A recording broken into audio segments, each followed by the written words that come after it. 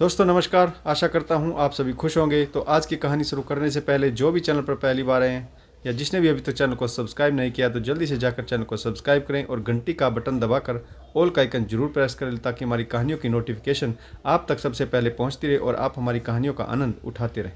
तो दोस्तों अगर आपको कहानी अच्छी लगती है लाइक शेयर और कमेंट्स जरूर करें ताकि हमारा भी हौसला बढ़ता रहे। तो चलिए शुरू करते हैं आज की एक और बेहतरीन कहानी। कल्पना जी की नज़रों में शारीरिक सुंदरता का कोई मोल नहीं था, इसीलिए उन्होंने अपने बेटे के लिए अंजू जैसी साधारण लड़की को चुना। खाने का डिब्बा और कपड़ों का बैग उठाए अंजू तेज कदमों से अस्पताल में दाखिल हुई। बरामदा पार करते हुए तेज गति से वह सास के कमरे तक पहुंचना चाहती थी। वही सास जिन्हें वह बहुत प्यार करती, माँ कहकर बुलाती, आज अस्पताल के आईसीयू में अंतिम सांसें गिन रही, मौत से जूझ रही। 1 साल पहले उन्हें कैंसर हुआ था और धीरे धीरे वह उनके पूरे शरीर को खोखला बना गया। अब तो डॉक्टरों ने भी आशा छोड़ दी थी। आज जब डॉक्टर वर्मा ने कहा आप रोगी को घर ले जा सकती, जितनी सांसें बाकी हैं उन्हें आराम से लेने दीजिए, तो अंजू फपक कर रो पड़ी। ससुर जी मानने को तैयार नहीं थे। वह बोले डॉक्टर साहब इनका इलाज जारी रखिए, शायद कोई चमत्कार हो जाए। डॉक्टर वर्मा ने कहा अब आप किसी चमत्कार की आशा मत रखिए, लाइफ सपोर्ट सिस्टम उतारते ही शायद इन्हें अपनी तकलीफ़ों से मुक्ति मिल जाए। पिछले 2 महीनों में सासुमा का अस्पताल में यह चौथा चक्कर था। वह हर बार आईसीयू में भर्ती होती, 3-4 दिन बाद उन्हें घर लौटा दिया जाता। इस बार भी डॉक्टर ने कल्पना जी के घर वापसी लौटने की व्यवस्था कर दी, लेकिन बीच रास्ते में ही उनके प्राण पखेरु उड़ गए और वह सांसारिक मोह को अलविदा कह गई। घर आने के बाद कल्पना जी के शव की अंतिम यात्रा की तैयारी शुरू हुई। वह सुहागन थी, इसीलिए उनके शव को दुल्हन की तरह सजाया गया। बहू अंजू ने सास के खूबसूरत चेहरे का इस तरह से श्रृंगार किया कि सब देखते रह गए। अंजू अपनी सास से दिल से जुड़ी थी। उसे पता था कि माँ को सजना संवरना कितना अच्छा लगता है। अंजू अपनी माँ से दिल से जुड़ी थी। उसे पता था कि माँ को सजना संवरना कितना अच्छा लगता था। वह अपने रूप श्रृंगार के प्रति हमेशा सजग रहती थी। जब वह बीमार थी तो भी उन्हें अपने चेहरे की बहुत चिंता रहती थी। जब कल्पना जी हॉस्पिटल में एडमिट थी, एक दिन तो हद ही हो गई, वह ठीक से बोल भी नहीं पा रही थी। अंजू जब अस्पताल में पहुंची तो नर्स ने मुस्कुरा कर कहा दीदी आपकी सासुमाँ मुझसे कुछ कह रही थी। जब मुझे समझ नहीं आया तो उन्होंने लिख कर बताया। वह पार्लर वाली लड़की को बुलाकर लाने की जिद कर रही थी। आंटी मरने वाली, फिर भी उन्हें पार्लर की पड़ी। नर्स मुस्कुराते हुए चली गई, लेकिन अंजू जानती थी कि माँ को क्या चाहिए। माँ ने अंजू को देखा तो मुस्कुरा दी, इशारे से थ्रेडिंग की तरफ इशारा किया। जब उनकी कीमोथेरेपी हुई थी तो सिर के बाल तो खत्म हो ही गए थे, पर दाढ़ी मूछ उगना शुरू हो गई थी। घर में ही वह अंजू से पल्किंग करवाती रहती थी, पर अस्पताल में उन्होंने महसूस किया कि 4-5 बाल चेहरे पर उग आए, इसीलिए वह पार्लर वाली लड़की को बुलाना चाहती।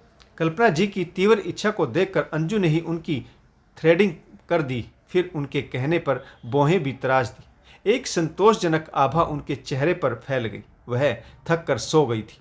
नर्स जब दोबारा आई तो उसने माँ जी के चेहरे को देखा और मुस्कुरा दी। पहले तो उसने गौर से अंजू की सास को देखा था, फिर एक भरपूर नज़र अंजू पर डाली और बोली दीदी आपकी लव मैरिज है क्या? अंजू बोली नहीं, ऐसा तो नहीं है, मेरी सास मुझे स्वयं पसंद करने गई थी। मैं अपनी सास की लाडली हूँ और उन्हीं की पसंद हूँ। नर्स बोली ऐसा नहीं हो सकता, आपकी सास इतनी गोरी और सुंदर है, फिर आप जैसी साधारण लड़की को उन्होंने अपनी बहू क्यों बनाया? आपके पति भी रंग रूप में अपनी माँ पर ही, उन्होंने अपने बेटे के लिए आप जैसी साधारण लड़की को क्यों चुना? माफ़ कीजिएगा, मेरे मन में यह सवाल बार बार उठ रहा था, इसीलिए पूछ लिया। अंजू मन ही मन सोचने लगी। यह तो वह भी नहीं जान पाई कि सास ने उसे अपने बेटे के लिए कैसे पसंद कर लिया।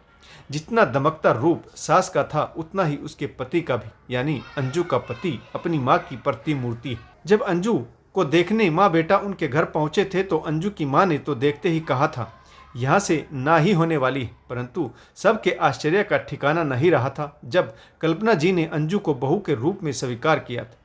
अंजू के मन में सास के प्रति कर्तव्य पालन की भावना कूट कूट कर भरी थी, इसीलिए वह सास की बेटी थी, बहू थी और सहेली भी। यह सच है कि दोनों एक दूसरे की पूरक थी। उनके बीच मधुर संबंधों के कारण ही परिवार में हमेशा खुशहाली बनी रही। सास के सजने संवरने और रंग रूप से अंजू ने कभी ईर्ष्या नहीं की। कहीं पार्टी में जाना होता तो वह सास को अपने हाथों से सजने सजाने में मदद करती थी। इस काम में उसे बहुत मजा आता था। अंजू खुद भी बहुत अच्छी तरह से तैयार होती थी। अंजू ने अपने सेवा भाव से सभी को वशीभूत कर रखा था। जब जब सास को कोई कष्ट हुआ तब तब अंजू ने तन मन से उनकी सेवा की। जब कल्पना जी अस्पताल में एडमिट थी तो एक दिन वह फूट फूट कर रोने लगी।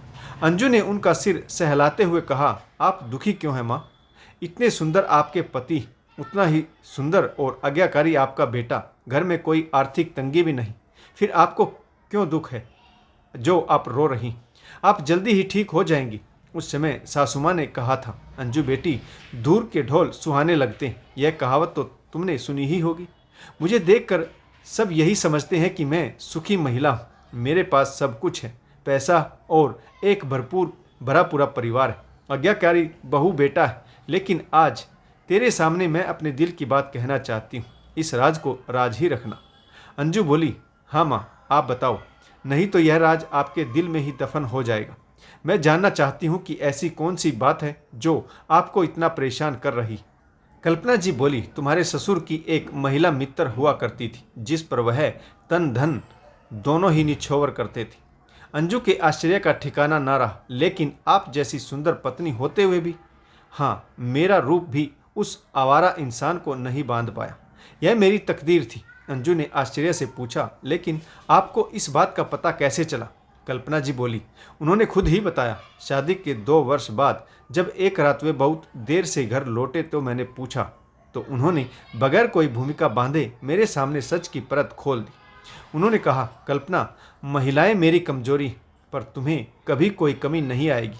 लड़ने झगड़ने या धमकी देने के बदले तुम इस सच को स्वीकार कर लोगी तो हमारा जीवन ठीक से चलता रहेगा। जल्दी ही मेरे सामने सच्चाई आ चुकी थी। मैं अपने इस दुख को कभी दुनिया के सामने जाहिर नहीं करना चाहती थी। आज पहली बार तुम्हें बता रही हूँ।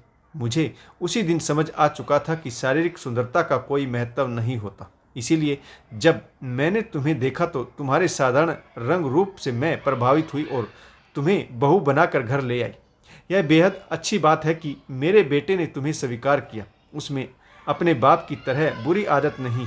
सास की आप बीती सुनकर अंजू की आंखें नम हो गई। वह औरत जो हमेशा सजने संवरने में इतनी रुचि दिखाती थी, उनके मन में इतनी गहरी बात छुपी हुई, वह पति की बेवफाई का शिकार है। अंजू की आंखें भी नम हो गई। तो कल्पना जी बोली, तू क्यों रो रही है पगली? इन्हीं विसंगतियों का नाम तो जीवन है। यहाँ पर कोई मनुष्य पूर्ण सुखी नहीं। परिस्थितियों को जानकर उन्हें मान लेना ही जीवन है। अंजू बोली, माँ, आपने यह सब बर्दाश्त क्यों किया? शादी के 2 वर्ष बाद ही आपको सब पता चल गया था। आपने बाबूजी को क्यों छोड़ दिया? कल्पना जी बोली, सच जानकर कहाँ जाती? आखिरकार मैं परित्यक्ता ही कहलाती। पुरुष चाहे कितने भी अपराध करे, लेकिन कालिक तो स्त्री के दामन पर ही लगती है। सच जानने के बाद मैंने अपने जीवन को अपने हाथों में ले लिया। अपने दुखों पर विजय पाने के लिए मैंने हंसना सीख लिया। मुझे कला में विशेष रुचि थी। मैंने चित्रों की प्रदर्शनी लगानी शुरू कर दी। आवश्यकता अनुसार कलाकारों को प्रोत्साहित करना शुरू कर दिया और यही मेरा जीवन बन गया। मैं सुंदर थी और सुंदर चीज़ें मुझे हमेशा से अपनी ओर खींचती थी। तुम्हारे ससुर जी भी बहुत सुंदर है। मैं उन पर अपना जीवन निछोवर करना चाहती थी, लेकिन वह मनुष्य चरित्रहीन निकला। अंजू बोली, सच में माँ, आपने बिल्कुल सही कदम उठाया। मुझे आप पर गर्व है। आपने एक आदमी के कारण अपना जीवन नरक नहीं बनाया। कल्पना जी बोली, ऐसा नहीं है कि तुम्हारे ससुर जी मुझे प्यार नहीं करते, लेकिन यह बात भी सही है कि महिलाएं उनकी कमजोरी। वह दिल फेंक पुरुष है, राह चलते उसका दिल किसी पर भी आ जाता है। आज जब अंजू सास के पार्थिव शरीर को दुल्हन की तरह सजा रही थी तो सबसे अधिक ससुर जी ही रो रहे थे। अंतिम दर्शन के बाद वे बोले, अंजू बेटा, तुमने अपनी माँ को सजा तो दिया, परंतु एक बात तुम भूल गई हो। परफ्यूम लगाना तुम्हें याद नहीं रहा। तुम जानती हो कि तुम्हारी माँ परफ्यूम लगाए बगैर कभी बाहर नहीं जाती थी। आज तो वह लंबी यात्रा पर जा रही। उनके लिए एक बढ़िया सा परफ्यूम लाओ। मेरे लिए उनकी पहचान यही खुशबू थी। जब भी किसी बढ़िया परफ्यूम की खुशबू आती थी तो मैं बिना देखे ही समझ जाता था कि मेरी पत्नी यहाँ से गुजरी। आज भी जब वह जाए तो बढ़िया परफ्यूम की खुशबू मुझ तक पहुंचनी चाहिए। मैं इसी महक के सहारे बचे हुए दिन गुजार लूँगा। इतना कहकर ससुर जी फपक कर रो पड़े।